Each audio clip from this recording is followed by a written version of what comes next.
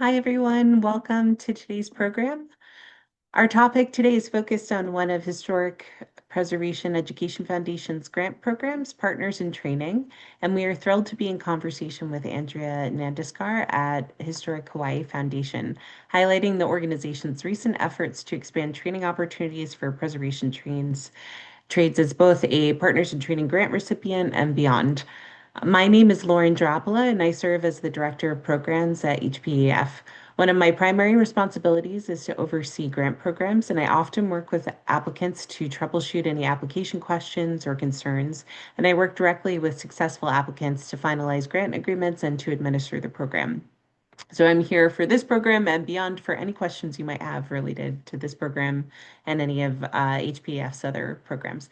Before we get started, I wanted to orient everyone. We have a Q&A tab where you can put in any questions that you have throughout the program. We encourage you to use it. And we also have a chat function as well for any comments or if you want to introduce yourself. That's the place to do it. I'll put in any links that might be helpful for attendees in that space as well. So with all that, I'll get us started. First, we'd like to introduce you to Historic Preservation Education Foundation. We are a 501c private C3. My apologies. I'll start that again. We are a 501c3 private operating foundation that will be celebrating its 40th anniversary next year in 2026. We have three primary areas of focus to support education opportunities and materials for the historic preservation community within the United States. The first is grant making. We currently offer two grant programs, the first of which is Partners in Training. That will be the focus of our conversation tonight. And the second is Partners in Documentation, which provides up to $6,000 to support coursework in recording historic structures and landscapes, according to the documentation standards of the National Park Service's Heritage Documentation Programs. This grant program, in addition to promoting skills associated with the on-site documentation for preservation professionals, also works to include examples of underrepresented heritage within the Library of Congress collection. Both grant programs are accepting submissions until December 1st for the current cycle, and the next deadline will be June 1st for the next cycle. As an organizing partner, HPEF has also collaborated with many organizations to convene national conversations and conferences to advance advocacy, resources, and best practices in the cultural heritage field. Most recently, HPEF organized the Preserving the Recent Past 4 conference in March of this year in Boston. Lastly, HPEF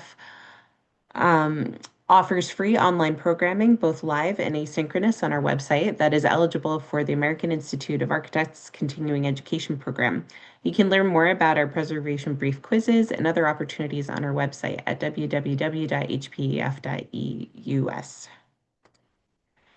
The next events being offered as part of this free series will be happening in the spring. On February 17th, we'll be joined by Natalie Henshaw of the Campaign for Historic Trades for a discussion with Historic Greenwood Cemetery's Neela Wickremesinghe, who is also a director on our board.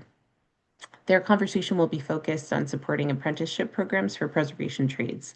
Our last event of the season will be held on April 21st, spotlighting our Partners in Documentation Grant Program with former recipient Jonathan Spodek of Ball State University. With that said, we are here to discuss the Partners in Training Program, which has been offering small grants to both regionally focused and national nonprofits working to advance training initiatives that support preservation technology and education in the United States.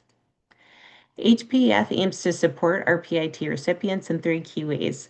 The primary means is through direct funding of the program, but we also take our role as partners seriously, offering our expertise and network to help support our colleagues and strengthen the programs we support. We have longstanding relationships with our colleagues at the National Park Service, preservation programs at academic institutions, as well as our growing network of grant recipients, and we're always looking for ways to help connect, foster dialogue, and communication among our community. We also have an active social media presence and regularly share news about our grant recipients' programs in our feeds and regular newsletters. In order to apply for the Partners in Training program, the proposal should be focused on promoting technical preservation training and educational efforts. Programs must be offered within the United States or any U.S. territories by an applicant organization within the same geographic boundaries. Each proposal must have matching funds, meaning that each PEF's contribution must represent no more than 50% of the total project cost. Lastly, each proposed project must be implemented within 2 years of the signed agreement. The awards generally range between $3,000 and $8,000, but applications requesting up to $15,000 will be considered. Partners in training funding cannot be applied towards an applicant's staffing hours, construction costs, or regular programming, such as annual meetings.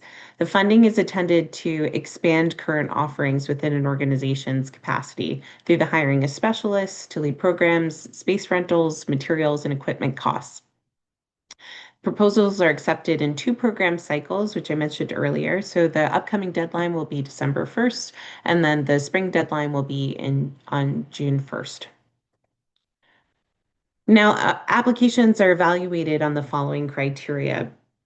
Proposals should be able to address urgent challenges in the preservation field from local to national level. And these challenges include developing technical approaches to the conservation of modern materials, as related to cultural heritage. They could address barriers to preservation trades. They could address advocating for improved standards of practice and professionalism. But the main purpose that we want to see these grants will be advancing, developing innovative approaches for the field. So I've highlighted here one of our past recipients was the Preservation League of New York State. They used their PIT funding to promote a series of trade stories to make the field of preservation and trades in particular more accessible to communities that might not see themselves already represented. And I'll highlight Neela Wickremesinghe here, who will join us later in our discussion in her work at Historic Greenwood Cemetery. The next criteria will be increasing access. So PIT seeks to support programming that's either free or offered at a low cost to attendees.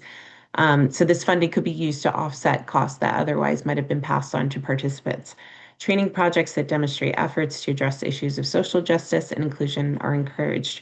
So here I've highlighted a past recipient at Eastern State Penitentiary in their Preservation Trade Center.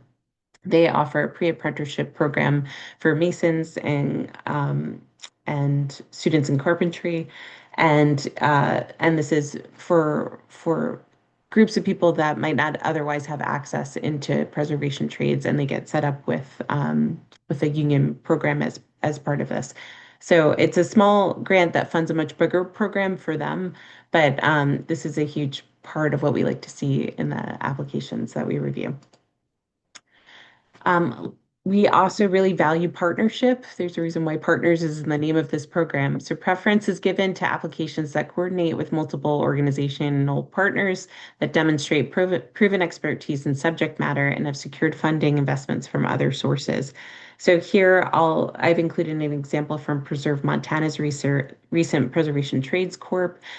This was a program that was developed in partnership with the Student Conservation Association, and that took place all across the state of Montana with various partners in historic sites. So in order to apply for the program, there's an application form on our website that you can visit at www.hpef.us. You'll need to provide resumes of the initiation chair and the key participants that will be leading the program. You'll need to provide a preliminary schedule and letters of intent from both the primary applicant organization as well as any partners that will be included. And lastly, you'll need to include a budget of all project costs, how PIT funds will be applied as part of that budget, and any additional support you may be receiving from other grant-giving organizations.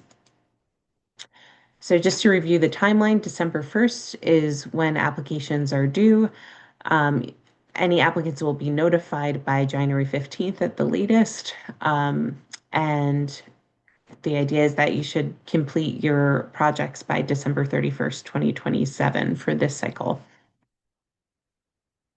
Examples of projects that have previously been awarded include symposia and conferences, online programming and resources that are made available asynchronously or live, apprenticeship and workforce training programs, hands-on workshop series, and historic maintenance training.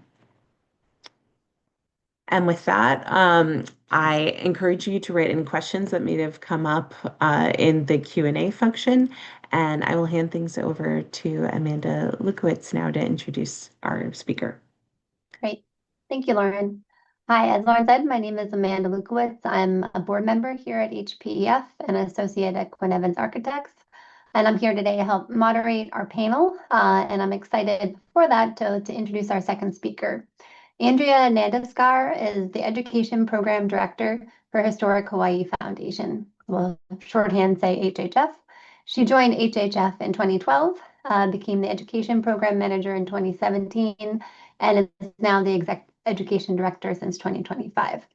Andrea oversees HHF's educational programs, including the Preservation and Practice Series, workshops to enhance traditional trades training, programs to foster relationships between cultural heritage and natural resource conservation, and public programs to connect people to a greater understanding of place-based stewardship. She holds a Bachelor of Arts degree in Literature from the State University of New York at Purchase.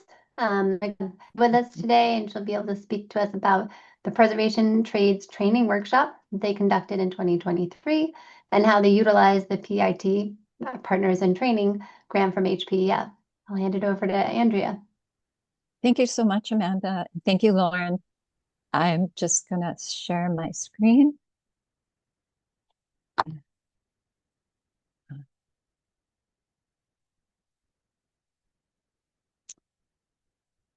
So, as mentioned, I'm with Historic Hawaii Foundation. 1 second. Okay. First of all, aloha and good morning, afternoon, or evening to everyone. It is wonderful to be here and have the opportunity to share a peek into our fledgling trades training program with all of you. As mentioned, I'm the Education Program Director at Historic Hawaii Foundation. And just a little bit about us, we're a statewide nonprofit. We've been helping people save historic places since 1974, and these are built and cultural sites that tell the stories of the multi-layered history of Hawaii. We do this through education, advocacy, assistance, and protection of and for historic places. And I'm excited for this opportunity to share our past trades training programs with you. We'll begin with an educational series that predates our trades training workshops and inspired them. HHF presented a 5-part series on blending historic preservation with environmental sustainability for Hawaii's heritage homes.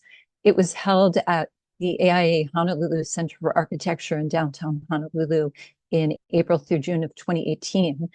Designed for homeowners and non-professionals, the series offered practical guidance on repair, maintenance, and sustainable upgrades.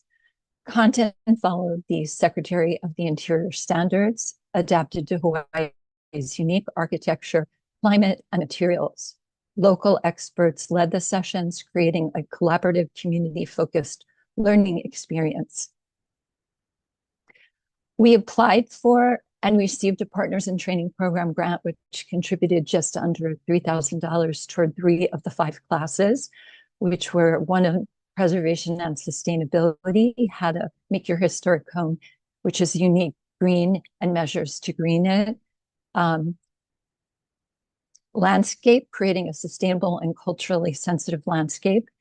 And what became a very big catalyst was windows, sustainability measures to maintain restore your historic windows, which covered a wide range of topics, including cost-effective and energy-efficient repair, restoration, and maintenance of original windows and window films to shield heat and reduce energy consumption. Grant funds supported videotaping. This was pre-COVID world, so we videotaped these three classes. We rented the series venue and we printed resource materials, thanks to the grant. Over 165 people attended, many joining multiple sessions. Both verbal and survey feedback from the series was extremely positive.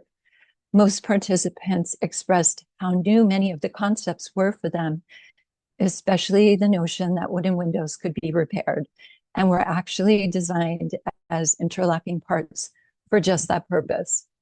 A survey comment from our windows session highlighted in the slide initiated a conversation between HHF staff and our instructors, historical architect Barbara Scheidler and contractor and Finnish carpenter Alan Shintani, which was the seed for our vision to grow a trades training program in Hawaii. The seed would remain dormant for 2 years and then resurface. While we recognized the dire need, weekly calls from the public, for example, were seeking skilled tradespeople and there weren't enough people here to do the work, we were challenged by how to begin this undertaking.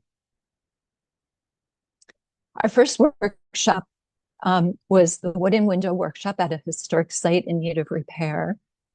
HHF and our partners, Alan Shintani and Barbara Scheidler, our historical architect mentioned previously, who is also the president of the Association for Preservation Technology, Hawaii Pacific chapter, hosted a 3 days hands-on workshop in August 2021, focused on preserving and repairing historic wooden windows.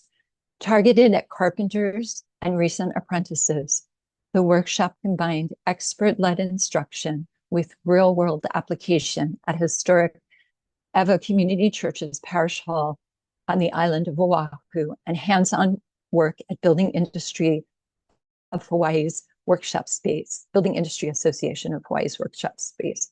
Participants gained hands-on experience in historic wooden window repair, learned specialized skills in a niche carpentry field, received a certificate of completion and a copy of Saving America's Windows by John Leake, and the workshop was designed to help build local capacity with the longer-term goal of contributing to the preservation of Hawaii's architectural heritage. Here's a little context about the historic site. Ewa Community Church Sanctuary was built in 1937. The parish hall was built in 1951. The buildings are listed in the Hawaii Register of Historic Places as contributing features in the Ewa Sugar Plantation Village's historic district. The parish hall provides an important function in the neighborhood, being available for community services and activities, including providing an event and gathering space for local community. There were 31 total attendees, 14 participants, and 17 instructors, staff, and observers. The group ranged from licensed carpenters and trade students to National Park Service staff and preservation professionals. Instructors came from Honolulu Community College, a local contractor, and APT Hawaii Pacific, mentioned previously, with observers from the neighbor islands and local industry groups.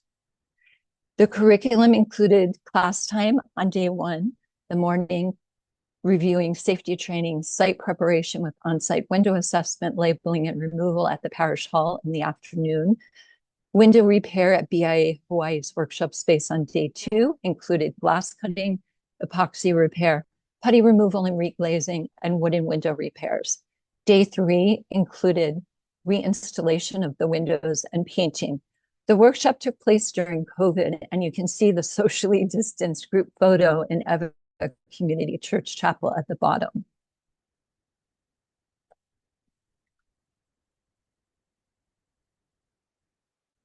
One sec. The grant, the PIT grant of just under $3,500 supported travel and stipend for our lead instructor, who's described on this slide, Lucian Swordloff. He contributed curriculum, logistics, planning, and implementation of the workshop, which was really vital to the success of the workshop, since this was a new endeavor for HHF and our partners.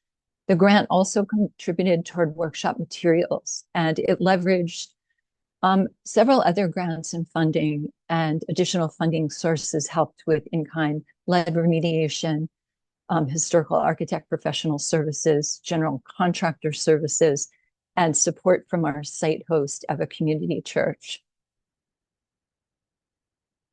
At the completion of the workshop, participants filled out evaluations rating the content on a scale from 1 strongly agree to 5 strongly 1 strongly disagreed to 5 strongly agree. And the feedback was overwhelmingly positive. The attendees shared that the workshop was really beneficial and gave them practical skills and a deeper appreciation for historic preservation. They walked away with some real skills and methods that they can use in their work and education going forward. On a whim, I thought it'd be fun and helpful to capture participant takeaways in short audio interviews. Here's a few. And other professional carpenter attendees commented, with this knowledge, we can save the windows instead of spending money buying new windows. And quote, this workshop has definitely been valuable. One of the first things that I've learned being here is about linseed oil and turpentine, which revitalizes old lumber. I didn't know anything about these prior to coming here, amongst other things. Also like to share a really inspiring impact story. So the workshop restored 10 inoperable double hung windows in the historic parish hall. For Kahu Remi Mao and the Eva Community Church congregation, the impact was immediate and lasting. To quote Kahu Remi, we were very happy because the windows could not be opened for airflow. The hall has no air conditioning, so the airflow helped with the many groups using the facilities, said Kahu Remi. Inspired by the transformation, this is really fun, the church moved to replace all the remaining windows and screens to match the beautifully restored ones. This momentum led to a successful preservation grant from the Freeman Foundation in partnership with Historic Hawaii Foundation. The grant enabled safe removal of hazardous lead, paint, replacement of termite-damaged wood, and a variety of other things, including a fresh coat of paint revitalizing the historic hall. Today, the restored parish hall remains a vital gathering space for the community. And to note, at that period, it was really significant and helpful during COVID as a central, strong focal point for the community during that hard time. Our next trades training was a 2-day workshop in September of 2023. HHF and multiple partners, again, including Alan Shintani and Barbara Scheidler, hosted a 2-day hands-on workshop focused on the maintenance and repair of historic structures at a historic site on the island of Kauai. Participants learned how to assess, document, and preserve key building features using appropriate tools, materials, and methods aligned with the Secretary of the Interior standards.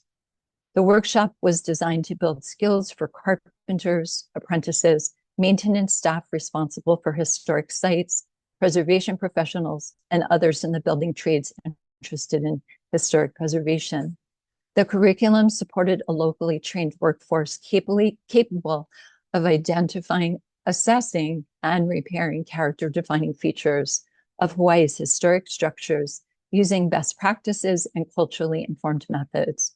It also was another step toward our long-term goal of sustaining place-based knowledge and promoting the preservation trades as a viable career path here in Hawaii. The workshop brought together a diverse alliance of project partners and participants. There were 19 trainees, 4 apprentice assistants, 5 master carpenter instructors, 2 Secretary of the Interior qualified historic architects, 2 HHF staff, and 2 historic site staff members, for a total of 34 participants from the islands of Hawaii, Maui, Molokai, Oahu, and also from Oregon and California. A bit of context about the historic site. It was built in 1935, the Kokee Civilian Conservation Corps camp in the forest of Waimea on the island of Hawaii was part of a national effort to restore forests and put young men to work during the Great Depression. Their work helped restore damaged forest lands, built trails, and laid the foundation for much of Hawaii's modern conservation efforts. After decades of varied use and abandonment, the 11-building camp has been restored by the nonprofit organization Hui Olaka and now serves as a historic site and visitor center in Kokee State Park. It is one of the most complete CCC camps in the country. Over the 2 days, the participants engaged in historic preservation training, beginning with classroom instruction on preservation standards, wood siding and batten repair, material evaluation, and lead safety, followed by a field assessment at the Kokee CCC camp, where everybody stayed, or those people who wanted to could also stay overnight. On day 2, instructor-led Instructors led hands-on training, covered specific repair techniques, including paint removal, epoxy wood repair, wood splicing, window reglazing, and linseed oil treatment using traditional tools and materials. HPEF's PIT grant of $5,000 contributed toward research writing and editing for the brochure Guidelines for Maintaining Hawaii's Traditional Houses brochure, which was originally a brochure. The new brochure was based on a published brochure in the 1980s by the County of Kauai. The brochure content in 2023 was revised, enhanced, updated, and reissued.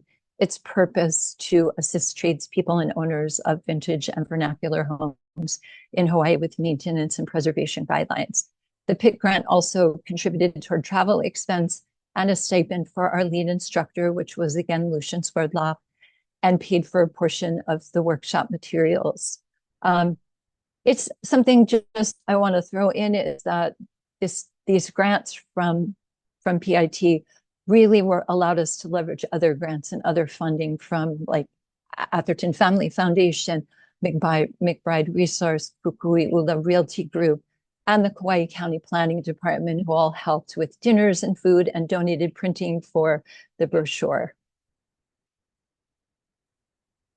Evaluations were done at the completion of the course, rating content on the similar 5-point scale. The results showed the workshop was highly beneficial, with participants gaining practical skills and a deeper understanding of historic preservation. The highest ratings went to overall experience, instructor effectiveness, and many respondents expressed interest in further preservation training. I really like those short audio interviews, so I did more. And takeaways, like what were your takeaways from the workshop, was what I posed to the attendees, and you can see some of them up on the screen. And then the workshop's conclusion, the conclusion of their comments affirmed the benefits of this hands-on training with experienced instructors and the importance of the general introduction to historic preservation and what makes a site historic versus old. This was fun, leveraging PIT's grant support. We're going to Kauai, and so for HHF's, we're going for the maintenance and repair workshop. We were able to include an additional community seminar event at Kauai Community College the day before while we were on island, and it was held in partnership with National Park Service. We held a free seminar on historic preservation and sustainability modeled after elements from the earlier referenced greening measures series. 30 preservation professionals and community members attended the seminar, and it helped property owners understand how to recognize historic character and integrate energy, water, and window preservation strategies that respect local culture and geography and strengthen island neighborhoods against climate change. Finally, I can't resist sharing like such a super inspiring impact story that came to me randomly through this person. It was related to the restoration of historic Pua'akala cabin, which is in the Hakalau Forest National Wildlife Refuge on the eastern coast of Hawaii Island. So this story was shared by one of the participants at this Kokea workshop, Alton Exabi. He's a zone archaeologist at the U.S. Fish and Wildlife Service, the Hawaii Pacific region. And I'll quote briefly, quote Alton. He said, "Following my participation in the maintenance and repair of historic structures training workshop at Kokea, I joined a collaborative effort to restore the historic 1883 Pua'akala cabin on Hawaii Island. Utilizing hands-on techniques learned during the workshop, our team repaired and reinstalled original koa wood-framed windows, replaced broken panes, applied glazing and treating wood surfaces with linseed oil for preservation. This project provided valuable field experience in historic preservation and strengthened capacity for future cultural stewardship." Last but not least, our most recent trades training workshop in September 2024, HHF and our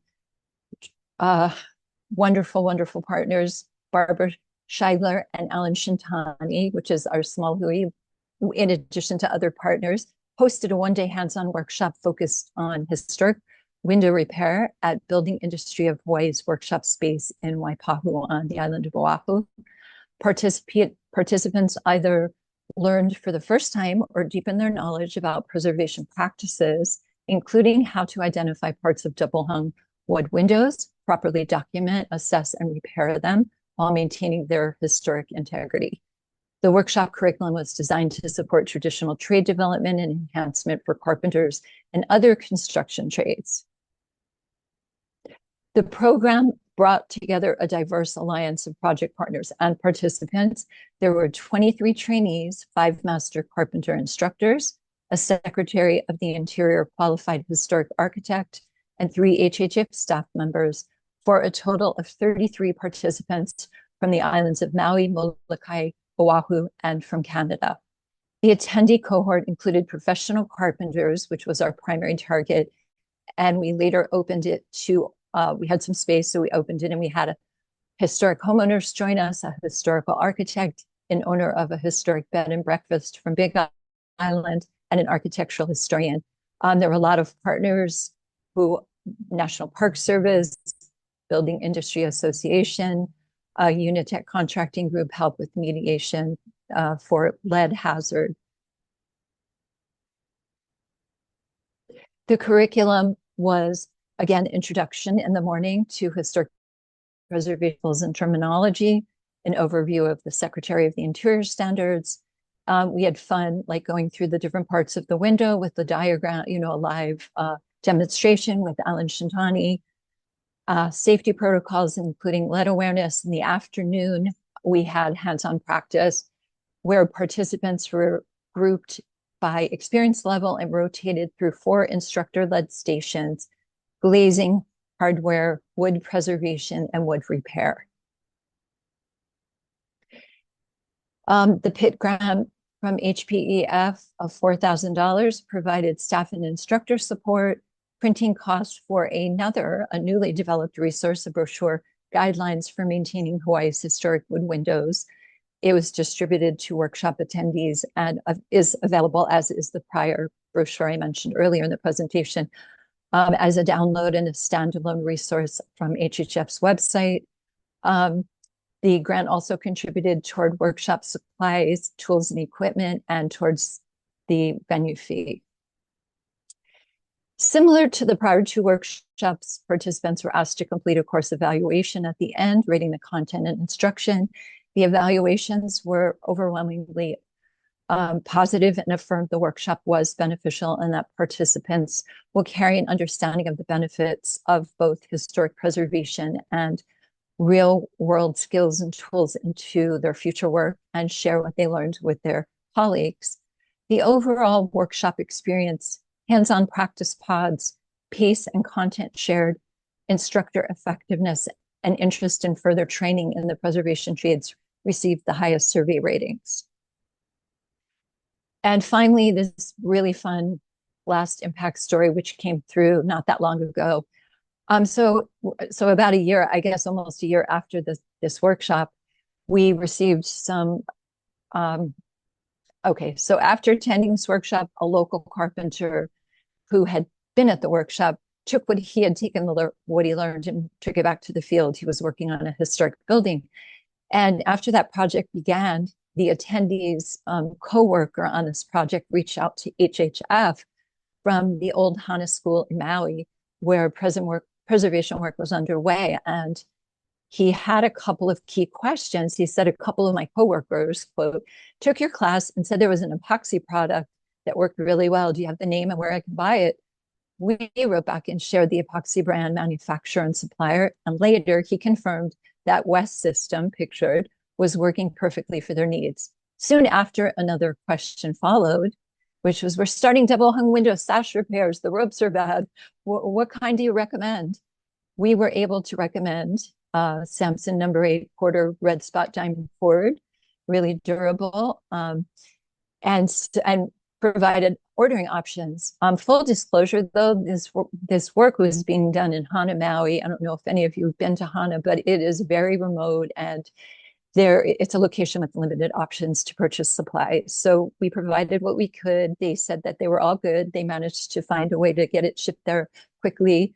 And that kind of wraps it. But what I want to say is to summarize through this, the collaborative, and it is so collaborative creation of these workshops, HHF and our partners believe these programs really serve as examples of the power of hands-on preservation training and provide support for stewards of Hawaii's historic places. Also showing like what's possible for future work for people who are interested in that. Our longtime grand vision is to continue the momentum and grow a diverse, impactful, and sustainable trades training program in Hawaii. And I will say again, it's absolutely vital to note that the success of these programs is a collaborative effort from start to finish. The logos in the slide indicate our past partners, supporters, and sponsors. And I want to voice, I don't know if they're on today or not, but I want to voice an extra large thank you to Alan Shintani and Barbara Scheidler, who keenly recognize the importance of growing the trades here in Hawaii, share this grand vision, and have been with us every step of the way, generously pitching in time, expertise, and other support. And I also give that to all the people noted on this screen. In addition to the hands-on skills related to participants, building new relationships and strengthening existing ones with local organizations, educational institutions, and companies has been one of the most rewarding for me personally and for our organization and important outcomes of these trainings. Finally, a huge in capital letters thank you to the Historic Preservation Education Foundation and your Partners in Training program. Your support was a catalyst for these programs, and it's so appreciated and really helped make all of this possible. Finally, if you want to know more about HHF and what we do, here's our website. And thank you again for making this opportunity to share this. It was really fun to put this together and share it with everyone. I'll stop my screen share now. Thank you, Andrea. That was really great. Thank you for sharing your experience. And I really loved that you had with every single workshop, the like very tangible impact that came out of that. And so I think that was really great to see. So thank you for doing that. And so now we're going to open it up for questions. Feel free to put them in the Q&A section portion of it. And we've assembled a bit of a little panel here. So I'll invite Lauren to come back as well. And Neela will be joining us too. And so we're here to answer any questions you have about the Partners in Training grant program, the application, or the training programs that Andrea spoke to. I just want to do a quick introduction of Neela, who will be joining us, who we didn't speak to before. Neela Wickremesinghe is the Director of Restoration and Preservation at the Greenwood Cemetery. She is a current board member of HPEF, and a few years prior was a PIT grant recipient herself. So we thought it would be good to have two past recipients on the call, as well as Lauren, who can speak to the application process so more specifically. So Neela, because we didn't really get to hear much about your experience, maybe you could open us up and tell us a little bit about your experience with the grant program and what it was used for at Greenwood Cemetery. Great, thank you. And hello to everyone who is joining us from wherever they might be today. So good evening from Brooklyn, New York. I think it's been a really great experience to be a grant recipient because it shows that even, a little bit of money really went a long way. So I am the Director of Restoration and Preservation at Greenwood Cemetery, and that includes a yearly pre-apprenticeship masonry restoration training program where I teach 15 young adults introduction to construction skills, and we use the cemetery as our training ground. So we were able to use the grant money to actually purchase tools that the students could actually take with them, which was really great. Usually I hang on to the tools every year, but it was amazing to actually be able to get tools for each student that they could then take with them for their professional life. So be creative with your grant proposals if you are thinking about applying, because it can really kind of go a long way. And I think that it can get something great started, as we've seen with folks in Hawaii. Great. I guess as a a question or for either Andrea or Neela, just because you've gone through this process and with putting on the programs that you're putting on and the application process, just curious if there were any the challenges you kind of might have experienced along the way.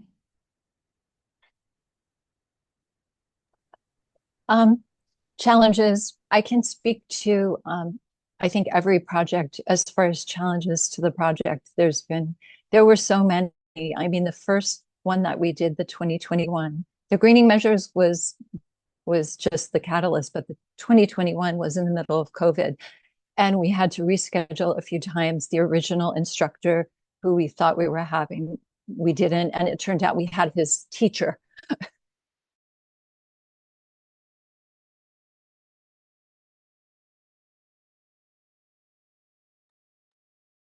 think we might have lost Andrea for a moment.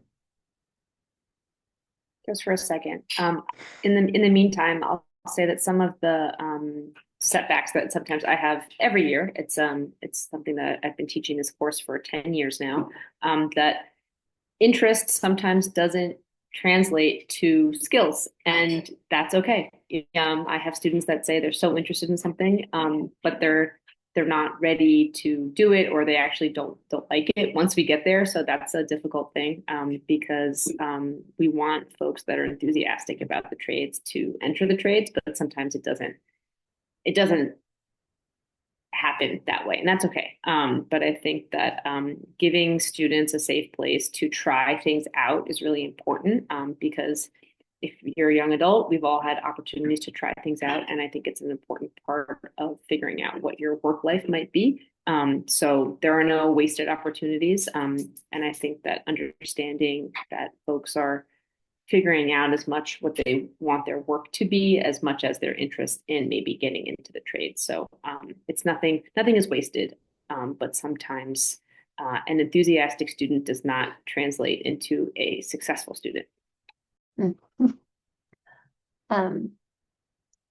I'd love to add to that because I think one of the things that have been really interesting to explore, at HPF, we've tried to create different spaces for grant recipients to share experiences with each other. So particularly since Neela joined our board, we started these trade focused conversations among PIT recipients that are working specifically on apprenticeship programs on trying to increase access to trades. And one of the things that comes up very often is disconnects, right? There's an intention behind an applicant and what they hope to get out of a program.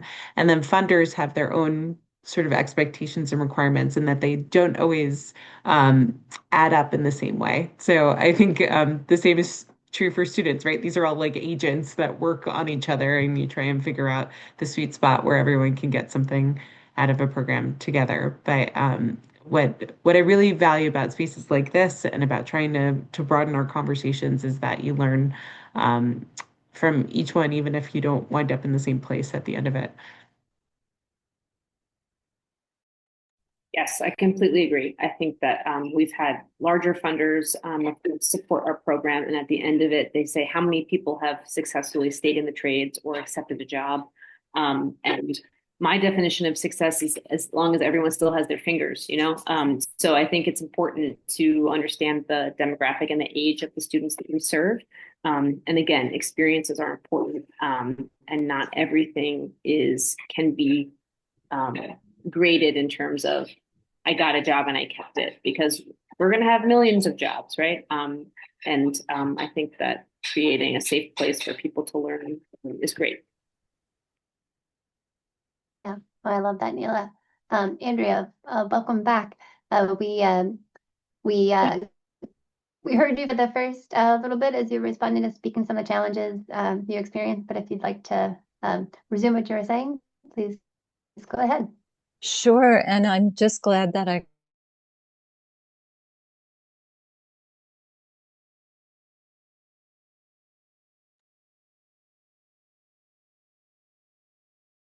think Andrea might be frozen again. So hopefully she can get back with us. I guess in the meantime, oh, no, maybe. I'm going to turn off my video. Okay, sure, go for it.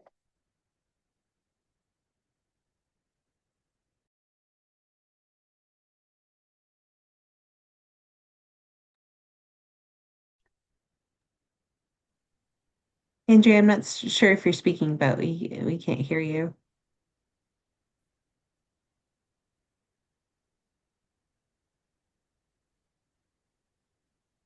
Well, why don't we pivot for a minute to talk a little bit more about the application process itself. I'm kind of curious, Neela, from your perspective as an applicant, and then Lauren, from your perspective and seeing the questions that you get from people who are applying for applying for the program. I guess what was maybe the most kind of surprising part for you, Neela, when you were kind of going through the application process of kind of, oh, I'm surprised that this was a question that was asked and how did I handle it? Or Lauren, the questions that you get from people in regard to the application. I, I was surprised at how easy it was because usually when I work with our grant writer with different grants, there's a lot of feedback, but this one was very straightforward. And I liked that usually we do also get questions about how many students we serve. I like to keep my class at 15 students, and a lot of funders will say, how come not 20? How come not 25, 50? There's only one of me, and I have three people on my crew. So I really want to make sure that safety is a priority and that as much one-on-one instruction is achieved. It's a 10-week program, which sometimes sounds like a lot, but it really flies by. So I think that keeping the class as really as small as I can get it is important. So I appreciated that HPEF kind of understood that and wasn't looking for any kind of like ways to scale things up. Always not sort of focusing on how things can be bigger, bigger, bigger, better, better, better.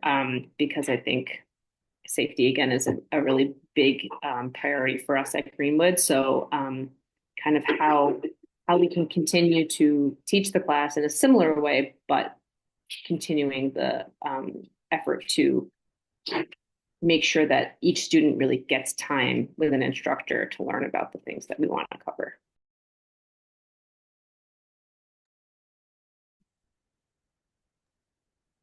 Actually, and there was a question, Neela, in the chat specifically about your 15 students. They asked, how were you able to find the 15 young people for your program? It takes work, as Andrea, I'm sure, understands. It takes work to recruit students. A lot of people I talk to sound sort of say, "Oh, wow, that sounds great," but I have to find students that are currently unemployed, so that they're able to do this full time for 10 weeks. I have to find students that fit into our age bracket, which I keep kind of expanding. I serve 18 to 27-year-olds, and last year I actually pushed it to 30 because I'm trying to. I saw that I had students that were in the upper 20s and 30s that I was turning away. So I sort of thought to myself, why am I doing this? We make up the rules, right? So I think the recruitment process is important to see where your applications are year to year to see if you can actually make them a little more lenient so that you can include more folks. But I try to reach out to the local high schools that are really within Greenwood's neighborhood because I want to serve a hyper local population. I also want to make sure that I'm reaching out to students that have applied last year and maybe didn't make it because of different issues. So I reach back out to them, and I take very seriously recommendations of past students. I can speak hours and hours about how the class will go, but the best kind of advertisement that the class gets is from past students because they went through it. So they understand what the class is, what the expectations are, and they can be my best kind of ambassadors for the program. So every year I have at least 3 students that are direct recommendations from past students, and I can really count on them to understand what's expected. But it takes a lot of work. We also work very closely with a social services provider to make sure that if there's any roadblocks in a young person's life, like housing insecurity, food insecurity, childcare issues, not everything can be solved, as we know, but they can at least have resources to try to get there because I can do a lot of stuff, but I'm not a social worker. So I think also having good folks on your team to know where you can sort of get that support is really important. And just listening to the folks that are actually applying. I also got a lot more students that actually had a 4-year degree. And at first I kind of wasn't considering it, but at the end of the day, if this is the student population that is really interested in this type of work, then we need to make space for all types. And I think having a really diverse educational background within students is great too, because they learn from each other. And that can be really nice to see. Great. Andrea, I don't know if you're back, but feel free to chime in if you are. Lauren, I appreciated kind of that you outlined the application process for folks at the beginning. If there was one thing that you wanted the audience of potential applicants to take away from today's presentation, what do you think it would be? And how do you think, kind of best help them make their best application?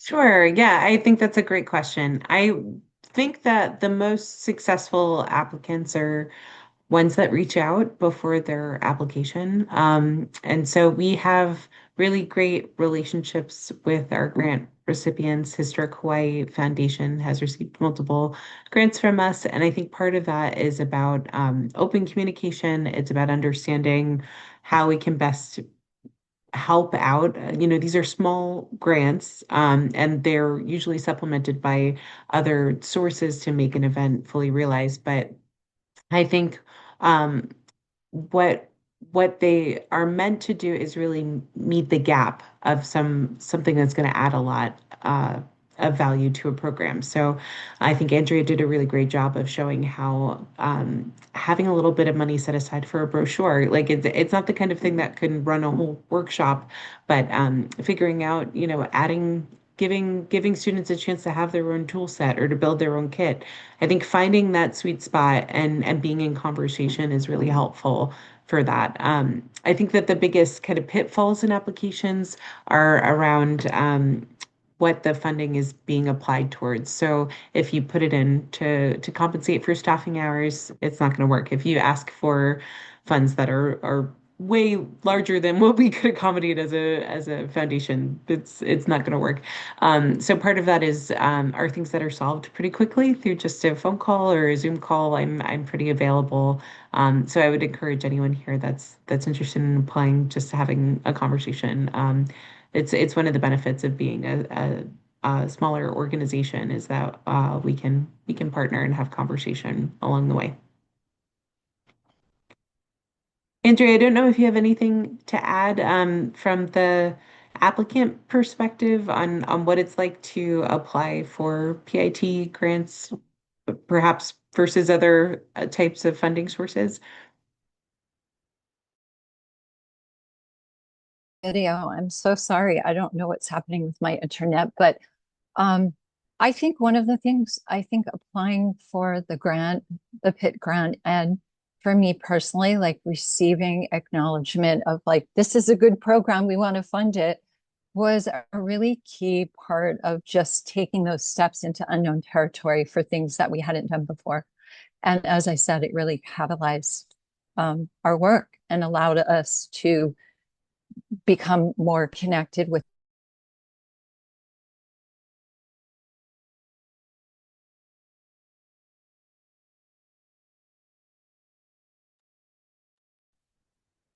Andrea, I think we might have lost you again. It's okay. There's a lot of big ideas coming out of Hawaii, and we should all kind of take notes.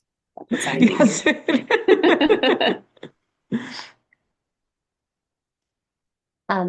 There was a follow-up question that came into the chat, maybe Lauren, that you could field about kind of how competitive the grant program is.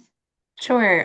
It's a great question. I think each year the answer changes a little bit more. We're still a somewhat smaller organization, so our grant applicants per cycle tend to fluctuate.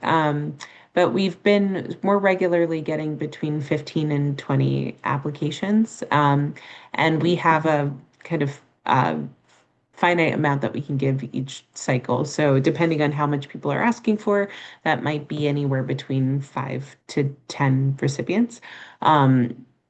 So we do a good job of announcing our grant recipients and trying to make that information as public as possible. But it depends on the cycle, but that's generally if that's helpful for for how competitive. And I think it's definitely worthwhile checking out the HPEF website, where we have those past recipients listed, and you can see other examples of successful projects, and also get links to some of the stuff that they're doing. So Lauren put some of that information in the chat here related to Historic Hawai'i Foundation, Greenwood Cemetery, but we have a lot of other partners that we've worked with. And so I think that's a great resource to look at for inspiration, other ways to do things. So I'm gonna, I guess, close this out. If anybody on the panel has any closing thoughts or additional, anything else that they wanted to share before we say goodbye to the audience. And again, thank you, Lauren and Andrea, for really informative presentations, and appreciated the content.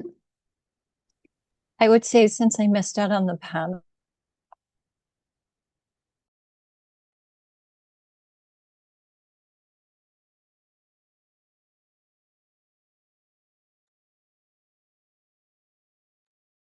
I think we might have missed Andrea's goodbye.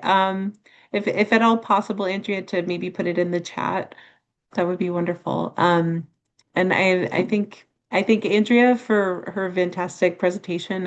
As much as we receive our final reports, it's really thrilling to see how this work comes together in a much broader way than just the ways in which we've helped facilitate as part of the program. So I found it very inspiring. I appreciate your work and insights, and I encourage you all to reach out with any questions as you think about the next cycle.